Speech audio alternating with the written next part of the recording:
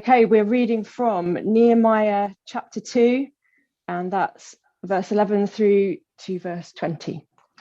Okay. I went to Jerusalem, and after staying there 3 days, I set out during the night with a few men. I had not told anyone what my God had put in my heart to do for Jerusalem. There were no mounts with me except the one I was riding on. By night, I went out through the valley gate toward the Jackal Well and the Dung Gate, examining the walls of Jerusalem, which had been broken down, and its gates, which had been destroyed by fire. Then I moved on towards the Fountain Gate and the King's Pool. But there was not enough room for my mount to get through, so I went up the valley by night, examining the wall. Finally, I turned back and re-entered through the valley gate. The officials did not know where I had gone or what I was doing, because as yet I had said nothing to the Jews or priests or nobles or officials or any others who would be doing the work. Then I said to them, "You see the trouble we're in. Jerusalem lies in ruins and its gates have been burned with fire. Come, let us rebuild the wall of Jerusalem and we will no longer be in disgrace." I also told them about the gracious hand of my God upon me and what the king had said to me. They replied, "Let's start rebuilding." So they began this good work. But when Sanballat the Horonite, Tobiah the Ammonite official, and Geshem the Arab heard about it, they mocked and ridiculed us. "What is this you're doing?" they asked. "Are you rebelling against the king?" I answered them by saying, "The God of heaven will give us success. We, his servants, will start rebuilding.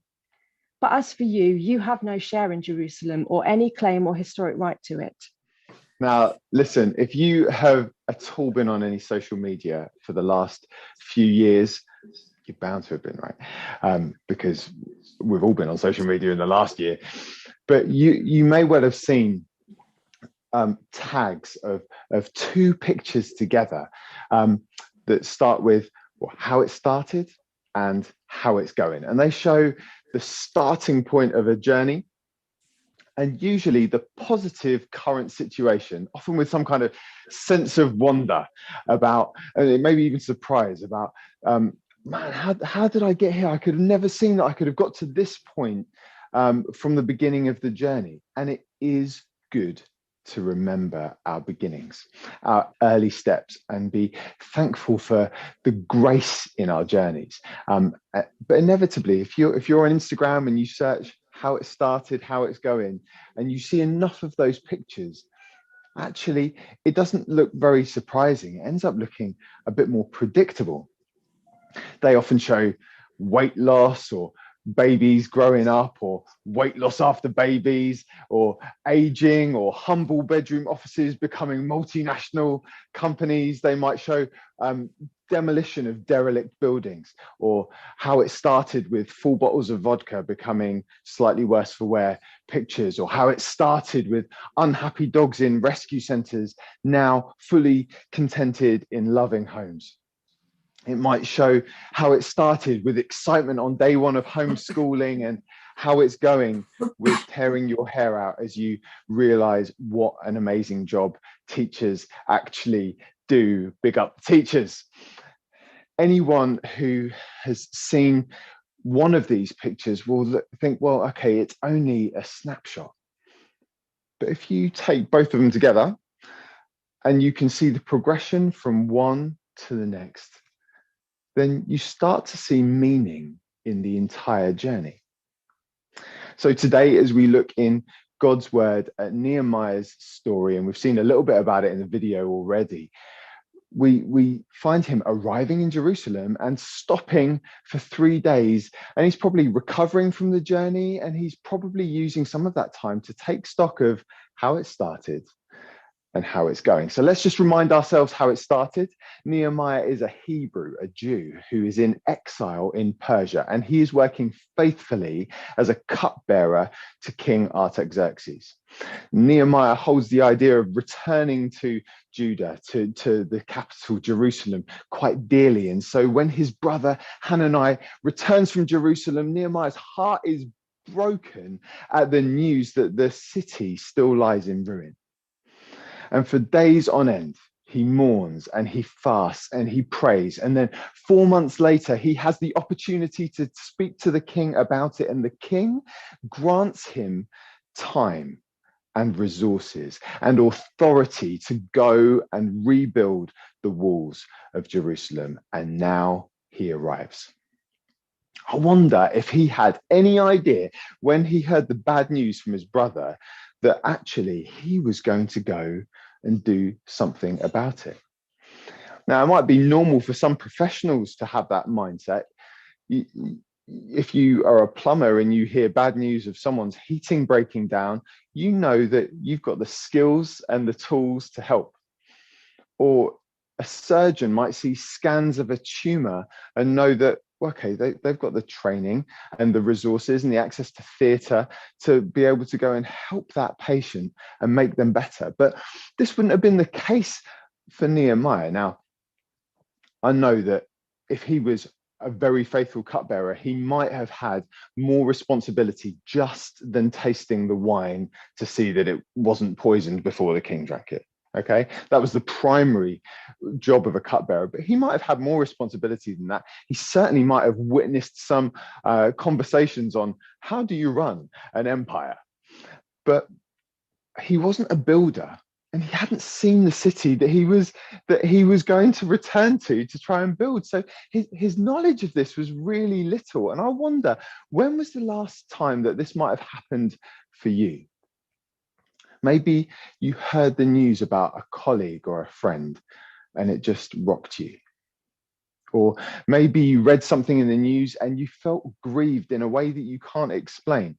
Now, most of the time we might hear bad news and we might try to move on or look for the positive in it, maybe put it to the back of our mind or just try and find some other way of coping.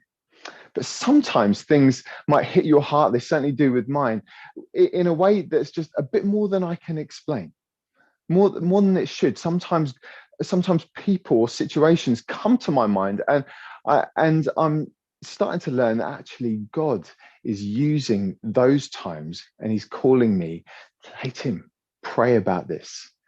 They're on your mind because I want you to pray about them. They're on your mind because I want you to reach out to them. Now, we can't grieve for every piece of bad news that we get. All right, I'm really not talking here about wallowing in bad news or, oh, there's another death from COVID, and letting it fill your heart, letting that be all that you ever speak about, that you would choose fear, that you would catastrophize. It actually looks like Nehemiah kept all these things probably quite private. But what he did do was he kind of embraced it. He kind of gathered up all that heartache and disappointment and he offered it up to God. That's what he did. He took it and he turned it to God in his worship, in his mourning, in his prayer and fasting. I wonder if you know that if what you've got on your heart is some sadness, if what you've got is discontentment or heartache, that's a really good thing to bring in worship. That you don't have to work yourself up into a frenzy of I'm feeling enthusiastic to pray. Actually, you can bring exactly what is on your heart as you pray, as you fast, as you worship. Now, in Nehemiah's account, we don't read that God told him to do this, but we do read in verse 12, God put in his heart something to do for Jerusalem. It turns out it was building the walls. So what started off as an emotional response, over time, committed in mourning and fasting and prayer, there becomes a vision for restoration, for renewal in the kingdom. Let's say this: vision and grace get bigger and bigger and bigger in the context of prayer. How it starts is prayer. And as you carry on, he just keeps on expanding your vision, keeps on helping you to see bigger. Because we can ask for all sorts of things in prayer. Psalm 37 says,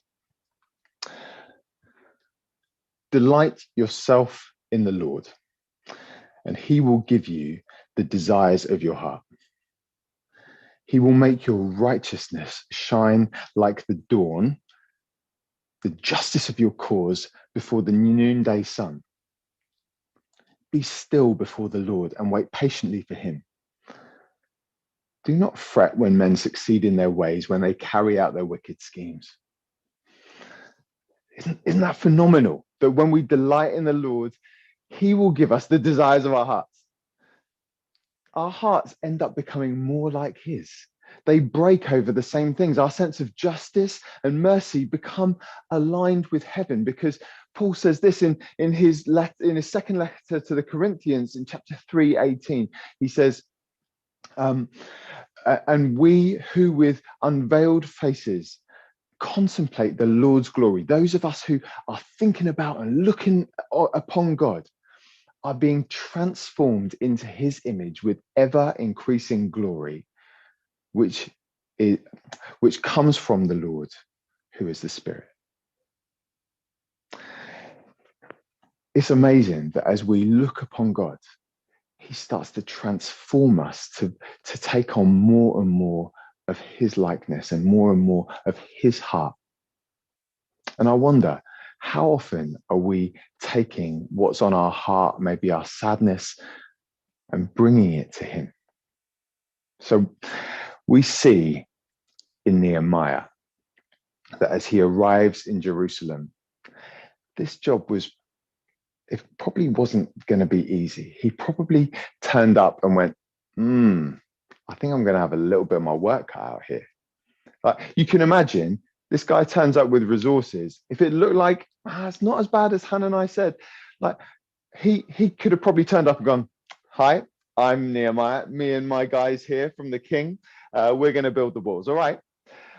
He would have got on with it in a few days. Everything would have been lovely, and he could have gone back to work. Bit of a bonus. But as they appeared on the horizon, we're told that actually Jerusalem looked like a disgrace. Like you can start to see it's like, whoa, hang on, this place does not look good. This does not look like a holy city. This place looks like a dump. It looks broken down. So he takes a few days maybe to recover from his journey, but I bet he's sending up a whole load of prayer in that time too. Lord, I barely know where to start with all this. I barely know where it even started. But I trust that you can see how it's going and you can see how it's going to go. So the next thing that he does is goes into reconnaissance mode. He doesn't just take Hananiah's account, even though he's trusting in his brother, and that was enough to get him to Jerusalem. He's got to see it for himself. There's no room for fake news here. He's not just jumping on a bandwagon. He needs to see it for his own eyes. He needs to see exactly what the picture is. Now, just that here, last week, I was up in our trees trimming them down because they grow about 5-6 foot a year easy. And when we wanted to do it before they start getting heavy with leaves in the springtime.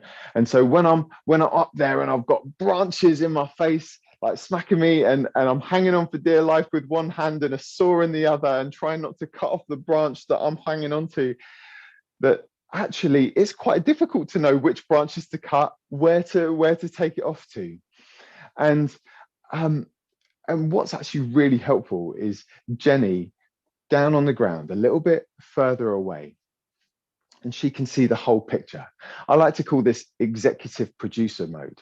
Okay. And but she can see the whole thing, and she can tell me, Tim, get that branch, that one that's going up there to your left. No, not that one, Tim. Like she can work out, she can see the whole picture while I'm in the thick of it. In hospital, we know that in resus situations, if you're the person who's on someone's chest doing their compressions and your adrenaline's going and your head's down, you're probably not the best person to have the overview of the entire situation. That situation really benefits from someone who's standing back, who isn't getting their hands dirty, who's considering the whole process, and they can see, oh, look, the person doing chest compressions, they're getting a bit tired. They need to be swapped out for someone else. In Jerusalem, this rebuilding task seemed huge. Why hadn't they got to it already? Why did it need Nehemiah to come and do it? Why couldn't they just get on with it themselves? Because they were just used to living with it, right? This was just where they lived, where they worked. They didn't see Jerusalem on the horizon. They didn't see that it looked like a disgrace. They just got used to the piles of rubble. They got used to the fact that there wasn't any protection. They probably put better locks on their doors because of it. But they were used to it. Sometimes it's harder to actually tackle the problem. It's easier just you get used to working around it. Your habits kind of just cope. You survive. You don't thrive in that situation where your head's down. Listen, last year I had a few months where my mental health just really wasn't very good, and I got to a point I got fed up about it, and I tell you, it got better the moment that I got honest with my life group. I got honest with my friends and asked them to pray for me. And my friends, Richard and Susie, they said, why did you put up with it for so long? And I didn't have a very good answer for them. I said, well, I can just put up with something being wrong for ages. Now, that isn't inspiring. Maybe that isn't what you want to hear, but I bet I'm not the only person who can just kind of get into a habit and, who just literally doesn't see the wood for the trees. They need someone a little bit further away speaking to them to say, get this one. That's not good. That one up there. Someone who can see the whole picture. Because when your head is down or you've got branches in your face, you're not seeing the whole thing. In Psalm 24, that's a psalm of David, so it's a song, and he sings, lift up your heads, O you gates, be lifted up, you ancient doors, that the King of glory may come in.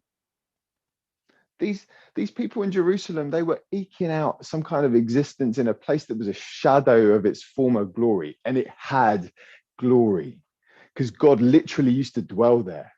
It was the holy city. It needed to be a place that was thriving with the God of heaven at its very heart, that didn't look like a disgrace on the horizon.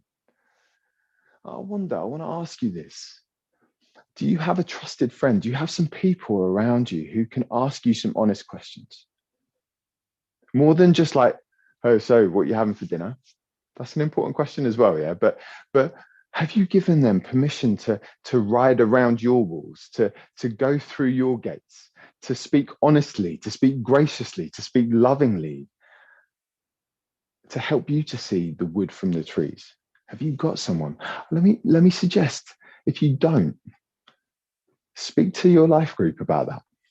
Maybe if you're not in a life group, is there a trusted friend that you can ask, that actually say, oh, I want to connect with someone over this. I want someone to be able to speak into my life now and again when maybe when all the branches are in my face, or I'm just used to the rubble that's around me. This is what we see next, is that Nehemiah has to have a talk with the city. And we can tell that this has been something on his mind, because actually in the verses we read that he says, well, as yet I'd said nothing to those who would be doing the work. Like, he was like, oh, I've got to convince a whole city to give up months of their time, to give up their resources and their time to stop what they're doing and build these walls, which they're used to living with. So I better come up with something that gets them in rapturous applause, because this is going to cost them money and resources and time. So the great leader, Nehemiah, I mean, he's held up and revered as big time leader. We can learn a lot from him. And what he says in this talk, well, that should be gold. Okay, that should be something that we actually go, oh wow, we can learn a lot from this.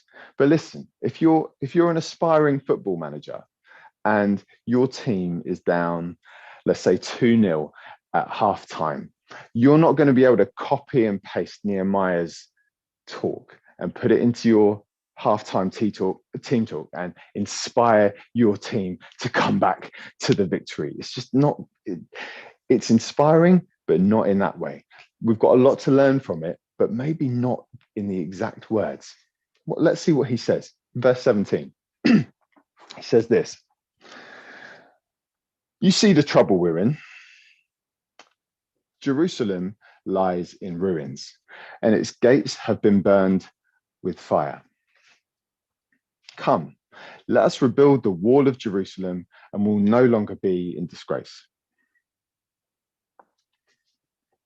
And I also told them about the gracious hand of my God on me and what the king had said to me. That's it. That's what he said. That's all he had. Even after making his own assessment of the wall, Nehemiah, all he's got was that. And it isn't even his own words. In fact, they're pretty much exactly the same words that Hananiah said to him at the beginning of chapter 1. Like pretty much word for word, it's the same stuff. So when Nehemiah is coming to speak to the people, maybe he's been spending some of this 3 days crafting this masterpiece of, this is what I'm going to say. Actually, what he remembers is his brother's words from months before. What we know is that Nehemiah, our guy, writes stuff down. Yeah, he writes that what we're reading here is basically his diary. Yeah, it's he writes down what happened. He writes down records of who's there. Like the next chapter after this is like who built exactly what and where. There's good strong records in what he's writing. And he's also he's putting these lovely little prayers like in the margins as well. It's all personal. It's really fascinating actually. But how many times can we remember a word that someone's brought to us from maybe 4 months ago, like Nehemiah was experiencing there? Maybe you feel, actually, God really put a scripture on my heart then. Can you remember what it is now? What if someone brought a prophecy or a word of encouragement or even just some gratitude to you? Have we made any effort to capture it, to write it down, to maybe record it on our phone, so that actually that can do us good later on? Because it's so good. In fact, we've heard already this morning, whether we're experiencing this on our to our individual selves or as a church as a whole, let's be a people of God, a people who esteem the word of the Lord in the Bible, in prophecy, in encouragement. Let it speak life to us. Let it fill up our hearts and that we might speak life to other people. Let's let it take root. Let's capture it, that it can actually settle in our hearts and flourish. These are the words from God. Let's use them as a framework for prayer. Let's use them as a framework for our worship. So whether or not you think that what Nehemiah said is particularly worth writing home about, isn't that inspiring, I don't think. But the outcome, what do the people do? They say, well, let's start rebuilding. And Nehemiah says, so they began on this good work. It's like they didn't need that much convincing. But immediately, as soon as they've started on this good work, what happens? Opposition starts in the form of ridicule and mocking and slander. People come and say, you trying to rebel against the king? Nehemiah's been sent by the king to do this. Like this is like lies going, oh, you're just trying to take power and be unfaithful to the king. Nehemiah's been faithful to the king the whole of his career, and people are starting to bring slander. See, they don't really understand what the holiness of God or what he is calling the people to.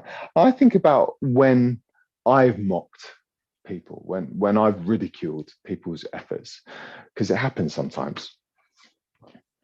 And it's probably happens more in situations that I don't understand, or situations where I'm fearful. I can see that there's some strength happening and I'm like, oh, I'm getting a bit fearful of what's going on. Some uncertainty. So whether that opposition comes from people who don't know God and they don't grasp how holy he is, what he has called the church to, or what he was calling Jerusalem to in those days, or whether in our own lives as believers we've got ourselves into positions where our head's just down and perhaps we're just thinking a bit cynically, and we're used to dwelling amongst the rubble and not making this dwelling a place for the Most High God. We need to be thinking about this place being a place that God will dwell. So when we lift up our gates, just like David said in this psalm, when we lift up our gates that have been burned with fire, when our ancient doors of our hearts that have kept some hurt or disappointment shut away for years, when they're finally lifted up and the King of Glory comes in, he's not coming into, he doesn't like accept the terms and conditions of your heart. He doesn't click that, that thing that you never read, like on the websites, and it's like, oh, I'm just going to tick it at the bottom. Well, God doesn't go, well, before I come in, I better accept their terms and conditions. No. Lift up your heads, O you gates, that the King of Glory may come in. That he's coming in to be king, to have rule, to take ownership and reign over your heart. And we bow to him in the knowledge that he is good. His name is I Am. So we don't get to say, well, oh, I think God should do it like this, or I like to think of God as like this. Please, God, could you behave like that? Don't do any of that stuff, God, because that makes me feel really uncomfortable. No, God is who he is. He was and is to come. We don't get to say who he should be. No one's been his counselor. His ways are beyond tracing out. He's the Alpha and the Omega. He's everything in between. He steps out of time, out of the eternal and into time. He really does understand how it started, how it's going, and most importantly, where it's going. You see, Nehemiah's faithful, but other than that, he doesn't have a clue of the significance of the story that he's in. The most he can probably expect to do is grasp that, okay, I am reestablishing the walls of Jerusalem to make it great again, because that's what it should be. But how it started was that Nehemiah was born in exile, drinking the king's cup to make sure that it wasn't poisoned so that the king didn't die. But where it's going is that the King of heaven and earth is born out of his home, out of the heavens, into exile on the earth to drink God's cup of judgment so that we don't die. Nehemiah knew his history. We know this. So he might have just about grasped how it started many, many generations previously. Abraham, Isaac, they made a 3-day journey to Mount Moriah. That's where Jerusalem now stands. And Isaac was carrying the wood for a sacrifice that only the Lord could provide. Now, how it's going is that Nehemiah journeys to Jerusalem carrying timber from the Persian parks, the Persian forests, to restore the city's gates. But where it's going is that Jesus carries wood on his back through Jerusalem that he will be crucified on. But his death will restore our relationship to God. How it starts is that one man decides to leave all the strength of the army and the cavalry that he's been sent with by the king, and he just gets on a single horse, maybe it's a donkey, and he's got a few people, a few men around him. It's quiet, there's no big fanfare, and he goes riding around the walls through the gates of Jerusalem. But where it's going, we're going to celebrate this on Palm Sunday, is that the Son of Man, Messiah, he rides into Jerusalem on a donkey, not with any big show of force, but because he is the Prince of Peace. Why did Nehemiah leave his army and his cavalry behind? Like big flexing could have done well, could have, like, if you were worried about what you were going to say, that could have got people on side, right? But he knew that the people that were going to have to do the work, it needed to be the people of Jerusalem that did it, that they made the physical difference, the physical building, as a sign that they were really ready for spiritual renewal. And you think, well, okay, why didn't Jesus use like his army of angels? Why didn't he come in force? Why didn't he just get rid of the Roman Empire? Jesus, what are you playing at? Well, because Jesus' battle wasn't against the Roman Empire. Earthly powers, earthly conflicts, they're just a symptom of the battle that goes on between where our hearts are and where God's is. And so he rides in as the Prince of Peace to make peace between my heart and heaven, so that there doesn't have to be conflict anymore. No longer do we have to be enemies of God. Where it started is that Nehemiah waiting in Jerusalem for 3 days to call people out of a disgrace that they were in and to call them into the gracious hand of his God. Where it's going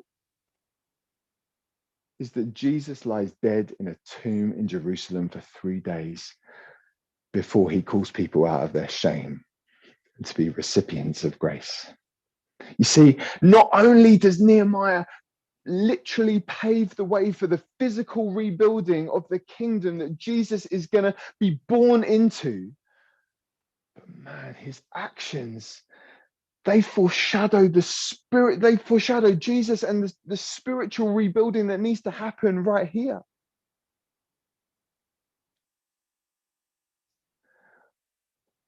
So now we can see how it started, how it's going, maybe even where it's going, and we can see the significance of Nehemiah's journey, the fact that actually, if he didn't have much more to offer than pretty blunt, recycled words from his brother, it didn't really matter. The Lord was always going to use him, wasn't he? Like, he'd ordained these moments. God had ordered his steps.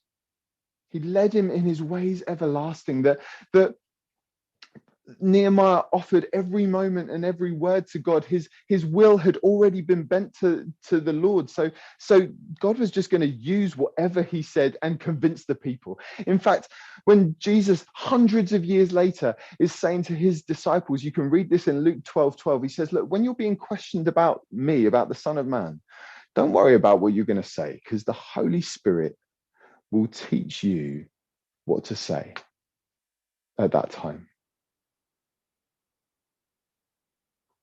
So as we come to a close, I want to ask you a few things. Is God breaking your heart for anything right now? And maybe it isn't, but actually you can recall that he did start breaking your heart for something a little while ago, and maybe you put it to the back of your mind. Maybe you went, no, I can't do anything about that. Maybe you kind of missed the opportunity. Maybe you just forgot about it. Happens. Maybe you wrote it off as like, this is impossible. Can you go back to God and say, Lord, break my heart for what breaks yours? Let him lead you in that journey that might just seem like an emotional response at first, but keep praying. What is he breaking your heart for? Where's he leading you to? How do you know that he might have changed your heart, that your will might have bent to God's? Well, we read back in the next chapter, someone rebuilds the dung gate. Someone gets known for that. Maybe that's what happens. That you think, man, no one cares about what I'm doing. I'm just building a dung gate. It looks rubbish.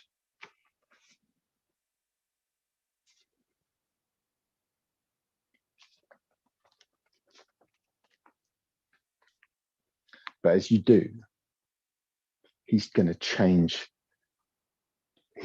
lives. Like, what you're doing is faithful and it needs to be done. Now, you might be doing something that's grander than that. You might be doing something that you just feel, God, have you forgotten about me in this? I feel like you called me to this and I'm being faithful. Hold it lightly and take it back to him. Hand it over again. Remember where it started.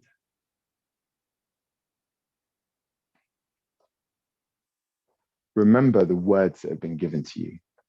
Maybe revisit them. Like, write them down. Get them out again. What has God been saying to me? What was he pushing my heart on those months ago?